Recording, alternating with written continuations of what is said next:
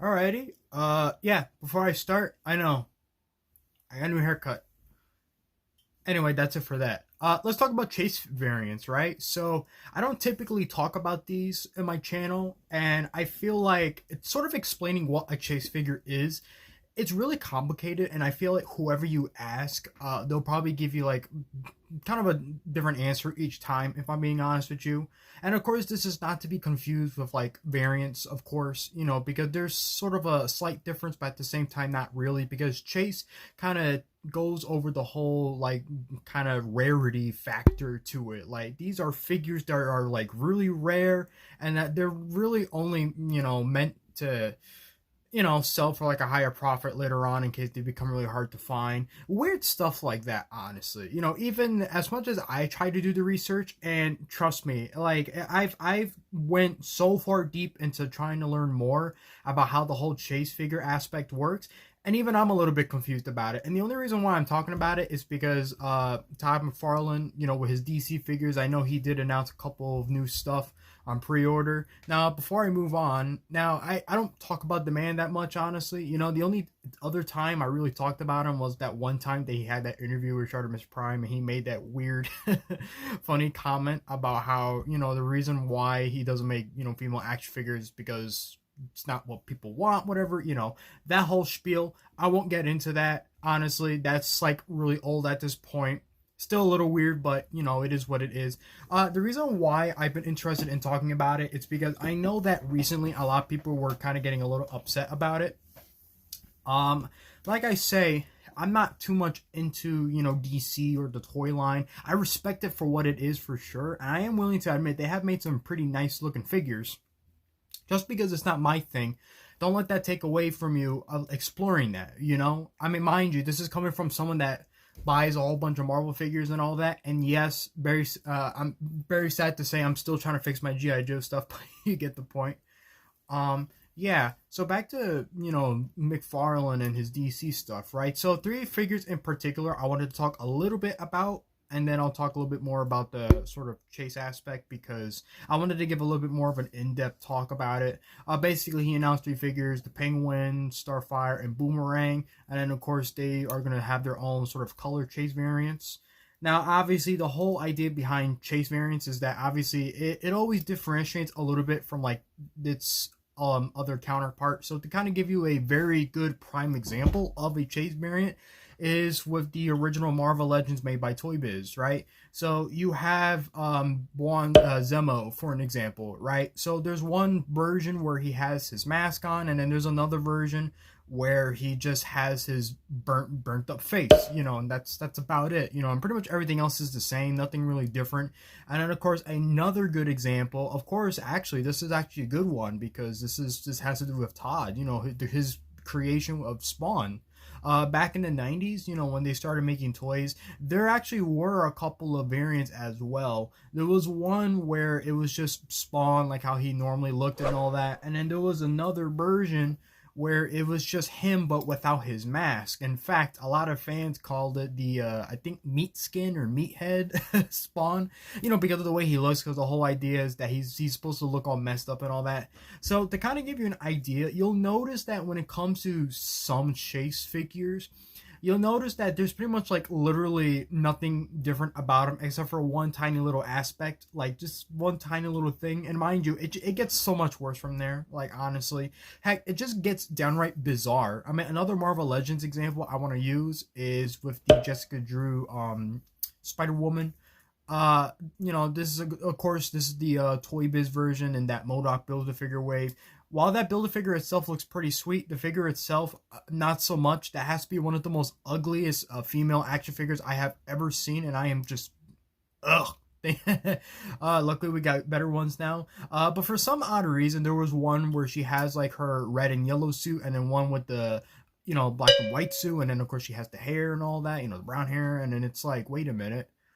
Technically, this is more of a color variant than a chase variant, but you see where this is where it goes back to the whole rarity thing.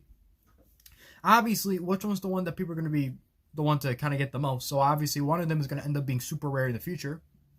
I bet you if you were to go to eBay right now, I can't really say for sure in particular which one, but you would, it kind of gives you an idea as to like which one would be the more expensive one. And obviously, this caters towards the fans. Are you a big fan of the version with the red and yellow, or the one that's all black and white? It all kind of depends on that. But definitely, a lot more egregious examples is of course with Quicksilver. Oh, if you don't like this blue one, we could give you a green one if you want. It's like, okay, at this point I don't even think it doesn't really feel like chase variant. It's just like paint variants, you know what I mean? And often it's like I said, if back in the day you were to go to these stores and you were to find these couple of figures, obviously it's going to be one of those things where like they will have plenty of them and they probably won't have as many as the chase ones. So it's pretty obvious that these figures kind of seem like a weird attempt of going towards like the aftermarket and stuff like that. Or when it comes to the idea of rarity, where in some cases, and we're gonna go a little bit back to McFarlane again. I don't mean to go jump back and forth with Marvel Legends and McFarlane's DC stuff, but one thing I know that somebody mentioned too, I forgot who it was, that they like to do like these weird chase variants where these are basically action figures that were like never announced at all and just kind of appear out of nowhere. So I guess Supergirl or Super, I think it was, right? Look, I'm not into DC too much, okay? Don't get mad at me. I know that figure started appearing out of nowhere and people were surprised because there was like no announcement for it whatsoever. So apparently that's considered a chase, but it's like, I mean, I'm just really confused. I'm like, wait a minute. The reason why I wanted to talk about this to begin with is their weird uprising, because these pretty much died out a long time ago. Like barely any other company does chase variants anymore, except for maybe, of course, Funko Pops and Loyal Subjects, which they like to get a little bit carried away with that too. But at least with Loyal Subjects, you can argue that they actually do offer something of value with some of their figures, where at least some of the weapons are actually different. But the thing is though, often they'll come with accessories that are so different, you might as well not really consider them chase figures at all. But I guess because it jumps on the idea that it's like, oh, it's 1 out of 100 or 1,000, you don't know if you're ever gonna find these, and it's like that. Obviously it puts it paints a pretty ugly picture when it comes to collectors and all that. And then at that point it doesn't even feel like it's all about the fun of hunting this stuff down. It just seems more like we're just arguing over like who has like this particular version, is this particular, where can we find it, whatever. And it just kind of drives people's nuts, because let's be honest here, going out to finding some action figures as is pretty difficult sometimes. I mean, think about it. You go to a store, go to Walmart, you don't find anything. Go to your Target, you don't find anything. So it's like, that's bad enough as it is. Imagine this. Like, I can only imagine that this wasn't a problem back in these times, like in the early 2000s, because let's be honest, the early 2000s was such a weird, bizarre decade for action figures, and that goes for everything. Marvel Legends, Ninja Turtles, He-Man is a perfect example, because their action figures were like extremely detailed, even though they barely articulate and they barely function.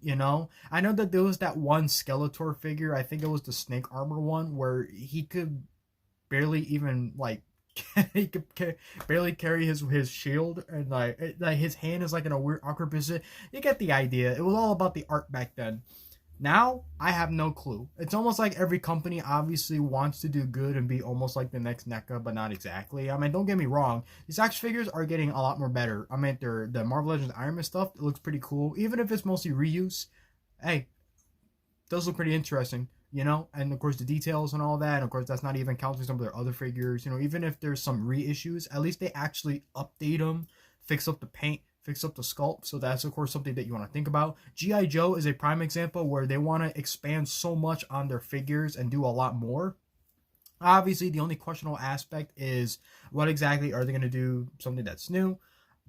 You get the point. The direction that a lot of these toy companies go for now is very different from what they were going for back then. But I find it so interesting that out of all companies, you get McFarlane kind of jumping right towards the whole chase factor. And a lot of people got mad at first because they felt like that he was like, feeding the scalpers, or just making it like giving like collectors a headache trying to find this stuff. And then, of course, there's some particular figures where you can only order them off their website and stuff like that. So I have no idea like where that's going to go down. Obviously, it's such a weird topic, and this is definitely something that we can definitely go over in the future, because like I said, even I have no idea how to properly explain how the whole chase figure aspect works. But hey, that's something new that I never thought we're gonna jump right into. And mind you, I mean, I've always have at least some things to say, even if I'm not able to always make a video. But hey, listen, we're back, and I can't wait to talk about some of this new stuff. I mean, there's like a lot to cover, but like a lot. So for sure, like I said, hopefully, I know I said so in my last toy hunt, but obviously, the next toy review is gonna be just mostly MonsterVerse focus. So it's gonna be, I believe, Kong with Battle Axe. That's the next one.